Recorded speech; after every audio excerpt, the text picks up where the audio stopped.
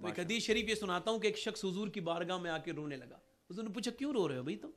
تو کہنے لگے حضور وہ بچہ پیدا ہوا تھا میرا، یہ بڑا جو ہو گیا نا اب، تو میرا دل بڑا خوش ہو گیا تھا کہ اب مجھے باپ کہنے والا، اپنی ماں کو ماں کہنے والا، کہ مگر حضور یہ بچہ اب جو ہے وہ روتا ہے مگر یہ کبھی بچہ بولتا نہیں، یہ جب بڑا ہوا تو کاں کی کیوں کرتا ہے، گونگا ہے، اس کی ماں بڑی تڑپتی ہے کہ کوئی اسے ماں کہنے والا ہوتا، مگر ہم تو پریشان ہیں، یہ بچہ گونگا ہے. حضور نے اسے اپنے قریب کیا، فرمایا تم کبھی بولتے نہیں ہو؟ اس نے رونے کے بعد آنسوؤں سے کہہ دیا ہاں میں معذور ہوں. تو نبی نے اس طرف دیکھا اور دیکھ کے مسکرا کے کہا تم ابھی تک تو نہیں بولے تھے مگر آج تم بولو گے. بتاؤ میں کون ہوں، بتاؤ میں کون ہوں؟ تو جو اپنے باپ کو دیکھ کے نہ بولا وہ رسول پاک کو دیکھ کے بولا. آپ اللہ کے رسول ہیں. رسول اللہ اکبر، اللہ اکبر، اللہ اکبر، اللہ اکبر. تو میں عرض کر رہا تھا کہ حضور یہاں پہ رو رہے ہیں اور صحابہ پوچھ رہے رونے کی وجہ، تو فرما رہے ہیں مجھے اپنی ماں آمنہ یاد آ رہی ہے. یہاں ماں کے یاد آنے کا بات کیا ہے؟ جب انسان نے تکالیف کی ایک مسلسل ایک دور دیکھا ہو، ایک پوری صدی گزری ہو اس پر، تو ایک ایسے کئی مجھے 20-25 سال گزرے ہوں، تو پھر وہ ضرور غور کرتا ہے کہ اس اچھے لمحات میں میرا فلاں شخص ہوتا. جیسے کہ ایک شخص کا گھر بنا تھا اور میں اس میں چلا گیا، گھر کی اس میں شروعاتی تقریب تھی تو میں اس میں چلا گیا، تو ایسا ہوا کہ وہ جو گھر والے تھے نا تو وہ سب کھانا کھانے میں مصروف تھے یہ وہ، مگر جس نے گھر بنوایا تھا وہ رو رہا تھا. میں نے کہا تم کیوں رو رہے ہو؟ کہنے لگا وہ سید صاحب سب نہیں ہے، سب ہیں، میرا باپ نہیں ہے، رکشا چلا کے مجھے اس نے پڑھایا تھا، آج وہ جھونپڑی میں رہ کے چلا گیا، آج اے سی کے کمرے میں اگر ایک رات سو کے چلا جاتا نا تو دل کو ٹھنڈ پڑ جاتی. ایک شخص دولہا بن رہا تھا تو وہ دولہا بنتے بنتے رو رہا تھا. مجھے وہ قریب آ گیا، میں نے اس سے پوچھا تم کیوں رو رہے تھے؟ تو کہنے لگے سید صاحب میری ماں جو تھی اسے بڑا خواب تھا کہ مجھے دولہا بنتے دیکھے، مگر وہ چلی گئی. اگر وہ ہوتی تو پھر ہاروں کا رنگ اور ہوتا اور پھولوں سے خوشبو الگ آ رہی ہوتی. اب ذرا غور کریں، میری عمر تقریباً 12 سال تھی اس وقت جب میرے والد محترم کا انتقال ہوا تھا، وصال فرما گئے.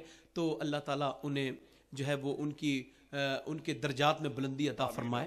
تو میں سوچتا ہوں کہ آج میں سب میں تقریر کرتا ہوں، میں نے ملک میں بھی اور سرکار غوث اعظم کی قدموں کا نشان ڈھونڈتے ڈھونڈتے غیر ملکوں میں بھی میں نے غیر ملک میں بھی تقریر کی ہے، مگر سوچتا ہوں کہ ایک تقریر اگر میرے والد محترم سن لیتے تو تمام تقریروں پر بھاری ہو جاتی.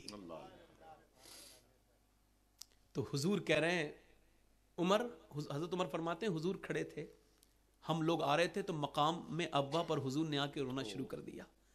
میں نے کہا حضور کیوں رو رہے ہیں؟ فرماتے عمر دیکھتے نہیں یہ میری ماں آمنہ کی قبر ہے.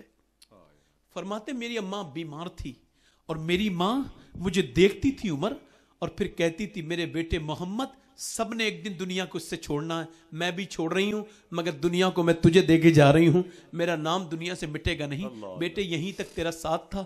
فرماتے عمر میری ماں بیمار تھی، میں اپنی ماں کے سینے سے لگ کے بہت دیر تک روتا رہا اور میں نے اپنی ماں کے ہاتھ پیر کو ہلایا مگر میری ماں بولی نہیں. اور پھر تاریخ نے وہ دن بھی دیکھا تھا کہ ایمن کا ہاتھ پکڑے ہوئے ایک بچہ اپنی ماں کو دفن کر کے، تاریخ نے لکھا ہے کہ جب مکے کے اندر انٹر ہوئے تھے اور جب دادا نے یہ خبر سنی تھی کہ ماں کا سایہ بھی اٹھ گیا تو دادا کا کلیجہ پھٹ گیا تھا.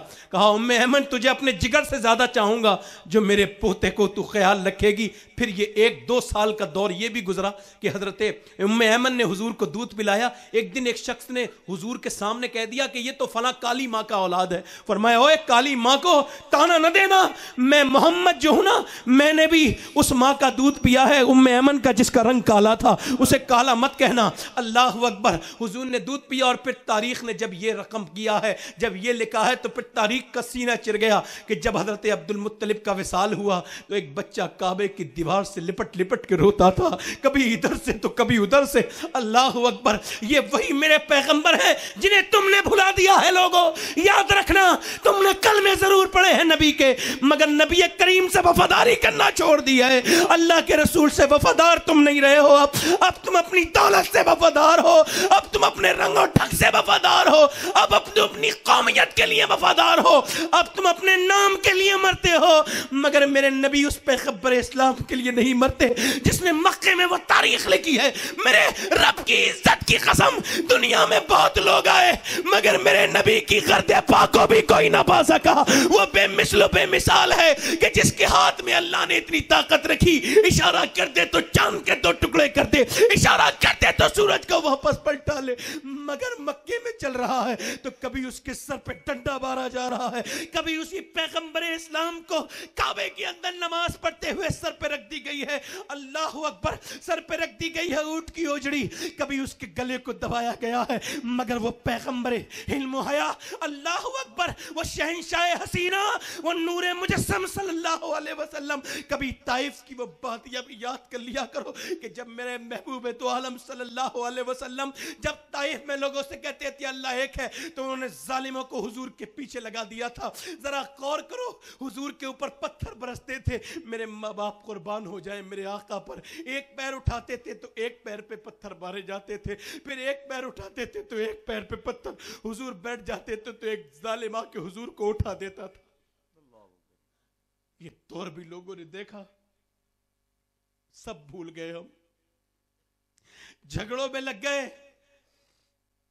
ہمارے پاس عشق رسول ہے مگر ہمارے پاس جینے کا سلیقہ نہیں ہے.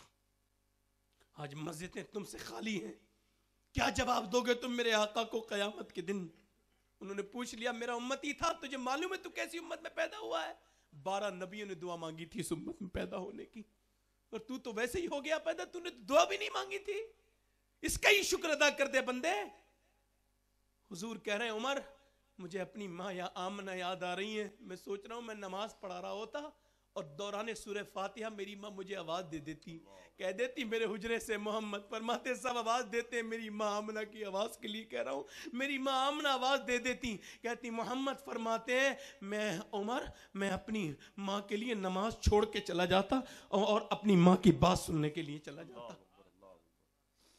آج باپ آواز دیتا ہے تو تجھے برا لگتا ہے، باپ کی آواز اور اس کی کھانسی بری لگتی ہے، اس کی رات کی کھانسی سے جلنے والے، یہ تیری قبر کی تاریکی کو کھانسی جو ہے اجالے میں تبدیل کر سکتی ہے.